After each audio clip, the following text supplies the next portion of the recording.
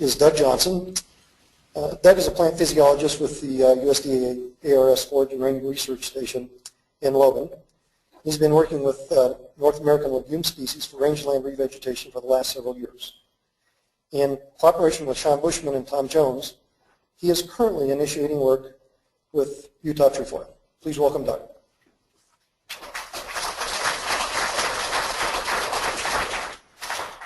I'd like to acknowledge the contributors on this presentation, Sean Bushman, Tom Jones, and Kevin Connors, support scientists with our group.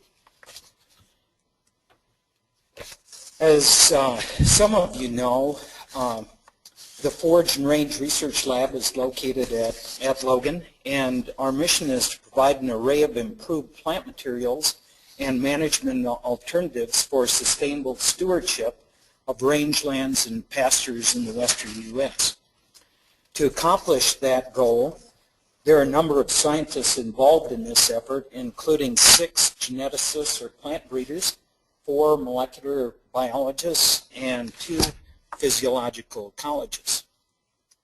Of course, there's thousands of acres of rangelands that burn each year in the Great Basin and require revegetation, and many land managers throughout the West prefer a mix of species when revegetating these rangelands.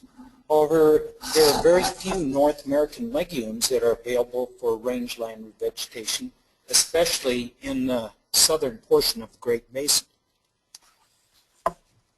Legume species are beneficial for a number of different reasons, including their ability to fix nitrogen biologically with soil bacteria, rhizobium.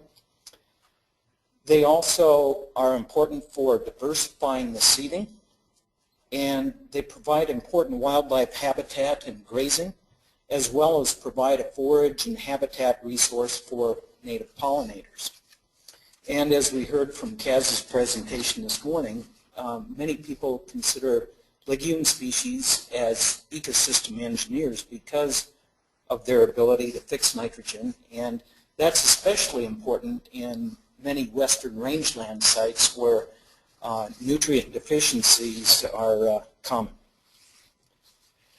We're continuing our ongoing research with 3 native legume species, the salt milkvetch, or Astragalus philippes, western prairie clover, or Dahlia ornata, and Searle's prairie clover, Dahlia searlesii. And we're continuing to work with these species. It's a long-term effort. There's a reason these species were left till the end or later on in the program, because of many challenges that these species face. Steve covered some of those: indeterminate growth, seed production, seedling establishment, many different challenges with these species. And it is a long-term effort, but we're hoping that we're contributing to the slow, steady progress that Val mentioned earlier that was so critical. So we're adding 1 more species to our portfolio, again, setting the stage for work with this species, that being Utah Trefoil, Lotus utahensis. And it's a perennial legume, it's a nitrogen fixer, and there are no toxicity reports with this species, which is extremely important for many of our native legume species here in the West. But outside of those factors, not much else is known about that species. But if we look at a species in the genus of Lotus that has been used quite frequently and all over this world, really, is Lotus corniculatus. And it's a perennial pasture legume that's been used widely. It does fix nitrogen, has very high protein content, and contains tannins. And tannins are very important for a number of different reasons, and we feel that Utah Trefoil probably has tannins in them, and we're working closely with the with Utah State University and the Poisonous Plant Research Lab at Logan to evaluate Utah trefoil for a number of different plant compounds. But tannins in particular are capable of preventing bloat, reducing parasites in the gut. Juan Villalba at Utah State, who's worked closely with Fred Provins in the past, has or is looking at bird's foot trefoil as a medicinal plant for grazing animals. And animals are actually selecting bird's foot trefoil and using it to reduce parasites in their gut. So another important characteristic of tannins is that they enhance amino acid absorption as well. Well, Utah trefoil has a distribution across 3 states, Utah, Nevada, and Arizona, primarily in the southern Great Basin portion of those 3 states. And in the past, when we started work with these species, or species similar to this, and this was the case for plant materials centers and certainly our lab as well, you would go to the range of different herbaria in the southwest or whatever region you were going to target for collection, and you'd get the herbarium specimen label information, which is very critical. Information as such would be the county where it is, what road it's near, or a mile marker, or very rarely, at least until recently when GPS units were available, were you able to find latitude, longitude characteristics. But I'd like to acknowledge the Southwest Environmental Information Network website, or SEINet, which has made the job a lot easier. And its network site, the website that we used as basis for our collections this past summer. It's basically a summarization of herbarium specimens from 50 different herbaria across Arizona, New Mexico, Utah, Nevada, Colorado, California, New York Botanical Garden, and Mexico as well. So all of the information for these, for a wide range of different plant species in the southwest U.S. is available through this website. Basically, you click Image Library here on the pull-down bar. It will then bring up, and then it will bring up a search characteristic that you can input in terms of the species name, in our case, Lotus utahensis. Then it will bring up the specimen photo for this species, actual picture of the herbarium specimen. It'll give a picture of the flower, the pod photo, and then critically for collection, the specimen map.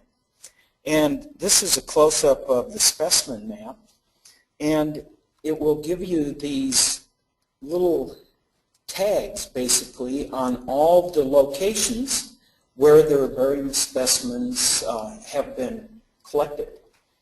And then further, you can query these individual flag markers to get the site characteristics for that particular specimen. And the location information is particularly important. You probably can't see it from here, but information regarding the particular locality, and they've gone to the trouble to actually get the latitude and longitude for the specific site as well. So it's a great tool and one that we use for locating potential sites where this species could be potentially found. Of course, there's a whole range of different sites that may come up. Some of the sites may be may have undergone development or be used for roads now or whatever the case. And some of the sites may not be entirely correct as well. So there's still a lot of interpolation that you have to do to get the exact location, but this has made the job a lot easier. So this past summer, we've scoured throughout the southern Great Basin area in Utah, Nevada, and Arizona, and have collected seed at 15 different locations. And it's a challenge getting to the site exactly when the species or when Utah trefoil seed is ripe, and getting there before it's shed as well. But the seeds of Utah trefoil, they're about 133,000 seeds per pound. This would be in comparison with alfalfa, which has 200,000 seeds, so it's a larger seed than alfalfa. And we've started these 15 collections in the greenhouse, and we're encouraged at the growth of these seedlings. On the left here, Loco refers to Lotus corniculatus at 2 weeks of age and at 6 weeks of age. And you can see in comparison the Lotus utahensis or Utah trefoil in both cases being a very robust seedling. So we're in the process of growing these now in the greenhouse. And the future studies that we're going to conduct with the Utah trefoil are patterned after what we've done with the other 3 native legume species that we've been working with and are continuing to work with. This includes common garden evaluations at 2 sites, and then genetic diversity structure analysis using SSR, simple sequence repeat procedure, or microsatellite marker technique. Again, this is just the first stage in a long process, and we're hopeful that it will lead to an eventual release of this species. And since Lotus corniculatus has been grown by seed growers from around the world, and they've mastered the techniques of seed production with bird's foot trefoil, and because of the similarities with Utah trefoil, we think that they'll be able to make the transition. So in summary, Utah trefoil, I think, is a species that has some possible use, particularly in the southern Great Basin. There are 15 seed collections that we did make across Utah, Nevada, and Arizona, and the seedlings are currently growing in the greenhouse and will be transplanted this summer out of common garden sites, and then we'll start with the genetic diversity studies. So just want to alert you to what we're taking on in terms of a new species, just initiating work, and it's subject to a lot of information that we'll be obtaining with partners, including the Poisons Plant Lab and Utah State University, as well as others. Thank you.